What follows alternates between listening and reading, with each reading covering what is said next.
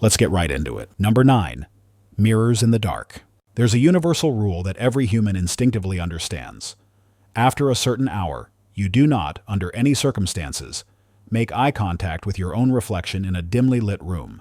You'll walk past the bathroom mirror, catch a glimpse of a shadowy figure from the corner of your eye, and your heart will try to exit your body via your throat. You know it's you. Logically, you are aware that you are the only person in the house, and yet the thing staring back at you from the glass doesn't quite feel like you. It feels other.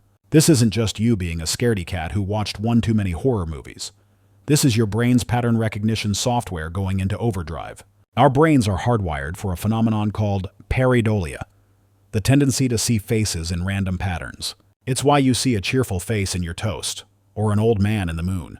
This skill was incredibly useful for our ancestors, who needed to spot a predator hiding in the bushes from the barest of outlines. In the dark, however, your brain gets sloppy. When you look at your reflection in low light, your brain doesn't have enough data to work with. It can't see the fine details of your face, so it starts to improvise. It fills in the gaps with whatever it can, and because you're already on high alert, because it's dark and spooky, it tends to default to threat. The reflection's features begin to distort, warp, and shift in a phenomenon known as the Troxler effect, where your brain ignores static stimuli.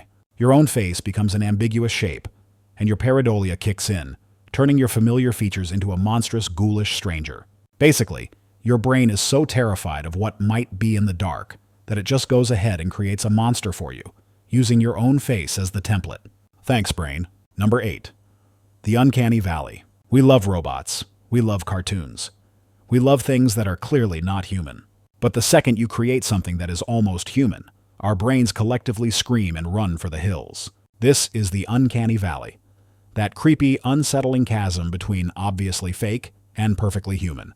It's why a Pixar character is adorable, but those early motion capture characters from movies like The Polar Express look like reanimated porcelain dolls that feast on souls. Our brains are expert-level human detectors. From birth, we are fine-tuned to recognize and analyze faces, body language, and subtle social cues. When we see something that looks 98% human, but is just 2% off, it sets off every single alarm bell in our primitive brain. The movements are a little too jerky. The eyes don't blink quite right. The skin has a waxy sheen. Your brain doesn't process this as a pretty good robot. It processes it as a very sick human. Or even worse, a corpse. This reaction is likely an evolutionary defense mechanism. Our ancestors needed to quickly identify sickness, disease, and death to avoid contagion. A person who looked human but moved strangely or had an odd pallor was a walking biohazard. The Uncanny Valley triggers that same ancient, visceral disgust and fear. It's your brain's threat detection system flagging a potential danger to the tribe. It's also why zombies are so terrifying. They are the perfect inhabitants of the Uncanny Valley, looking human enough to be familiar, but wrong enough to signal disease, death, and danger. So when a hyper-realistic android smiles at you with its perfectly crafted but lifeless eyes, that feeling of revulsion is your inner caveman yelling, "Don't touch it! It's probably got the plague!" A nice or. Number 7. Escalators. An escalator is, objectively, just a set of moving stairs. A convenient, if slightly noisy way to get from the first floor of a mall to the food court. So why does stepping onto one sometimes feel like you're making a pact with a slow metallic beast? Why do so many people harbor a low-grade secret fear of being consumed by a department store's transportation system? It's because, to your primal brain, an escalator is a grinding, groaning, tooth-lined monster that you are willingly stepping into. Think about it from your brain's ancient perspective. You have a complex system of balance and proprioception, your sense of where your body is in space. This system is designed for solid, predictable ground. An escalator is the exact opposite. The ground is moving beneath you, but you're supposed to stand still. The handrail is moving at a slightly different speed than the stairs. The whole contraption is making loud mechanical noises, grinding, clanking, humming, sounds our brains associate with big, dangerous machinery. And then there's the entrance and exit. A comb plate of metal teeth that looks suspiciously like it could grab your shoelace and drag you down into its greasy, mechanical guts. This is a sensory nightmare. Your visual system says the world is moving. Your inner ear says you are stationary. Your feet feel vibration and motion. Your brain is trying to process all this conflicting information at once, which can lead to a moment of dizzying disorientation. It's a brief, terrifying loss of control. That little hop you do when you step off, that's your brain triumphantly celebrating that you've survived your tango with the gear-toothed beast. It's not an irrational fear. It's a perfectly rational response to trusting your life to a hungry, moving staircase. Number 6. Staircases in the woods. Imagine you're hiking deep in a national park, miles from any road or civilization. It's serene, beautiful, and then you see it. A perfectly constructed staircase, leading up to nothing. There's no sign of a house, no foundation, no ruins. Just a random, solitary flight of stairs in the middle of the wilderness. The feeling this provokes isn't just confusion. It's a deep, primal sense of wrongness. It's the same feeling you get from a door that opens onto a brick wall, or a window where no window should be. This is your brain's schema getting violently shattered. A schema is a mental framework that helps you organize and interpret information. You have a schema for forest, trees, dirt, animals, nature, and a schema for house, walls, doors, stairs, furniture. A staircase belongs firmly in the house category. When you find one in the forest category, it creates a massive cognitive dissonance. It's a piece of a puzzle that doesn't just not fit. It's from a completely different puzzle box. Your brain scrambles to make sense of it. Why is it here? Who built it? Where did the rest of the structure go? The lack of answers is profoundly unsettling. Man-made objects in nature often signal safety. A cabin, a bridge, a trail marker. But a staircase to nowhere signals the opposite. It implies a story that's been violently interrupted. It's a piece of a domestic scene that has been ripped from its context and dropped into the wild, suggesting something went terribly, terribly wrong. It's an architectural ghost, and your brain rightfully interprets it as a glitch in the matrix, a sign that the rules of the world, as you understand them, have just been broken. Number 5. Submechanophobia. Let's go for a swim, but not in a pool, in a murky lake. And at the bottom of that lake is the rusted husk of an old school bus, or maybe it's a giant algae-covered propeller from a sunken ship. If the mere thought of that sends a wave of cold dread through you, you might have a touch of submechanophobia, the fear of partially or fully submerged man-made objects. This fear is a terrifying cocktail of several other, more common phobias. First, you have the fear of the unknown. You can't see what's lurking in the murky water, and you definitely can't see the entirety of the object. Is it just a propeller, or is it attached to a massive, dark shape just beyond your vision? Your brain hates incomplete information and will happily fill in the blanks with the worst possible scenarios. Second, it taps into our primal fear of water and drowning. We are land creatures, and deep water is an alien environment where we are clumsy, vulnerable, and out of our element. But the real kicker is the unnatural juxtaposition. A boat on top of the water is fine. A building on land is normal. A building underwater is a violation of the natural order. It's a symbol of decay, failure, and forgotten things. It's a relic of our world being reclaimed by a silent, powerful, and indifferent force. Seeing a sunken plane or a submerged statue triggers a sense of profound unease because it reminds us of our own impermanence and the power of nature to swallow our creations whole. It's the visual equivalent of a ghost story, a haunting reminder of something that once was, now silent and waiting in the deep. It's not just a fear of a rusty object, it's a fear of being forgotten. Number 4. Trypophobia. Behold a lotus seed pod, a picture of a honeycomb, the bubbles in your pancake batter as it cooks. If looking at these things makes your skin crawl, your stomach turn, and gives you an overwhelming urge to set your screen on fire, you've met trypophobia. It's the intense, visceral aversion to clusters of small holes or bumps. While it's not an officially recognized phobia in the diagnostic manuals, for the millions who experience it, the feeling of disgust and dread is undeniably real. So why would a bunch of innocent little holes send your nervous system into a panic? The leading theory is that it's not the holes themselves you're afraid of, but what they represent. Evolutionarily speaking, patterns like this are often associated with danger. Think about the skin of a venomous snake, a nest of poisonous insects, or the pustules and lesions caused by infectious diseases like smallpox or measles. Your brain sees a cluster of holes and doesn't think, oh, neat texture. It thinks parasite, disease, danger, do not touch. It's a deeply ingrained prehistoric disgust response. Disgust is one of our most powerful survival emotions, designed to keep us from eating rotten food or touching contaminated things. Trypophobia seems to be that system getting a little overzealous. It's a false alarm, but it's piggybacking on a very real and very useful defense mechanism.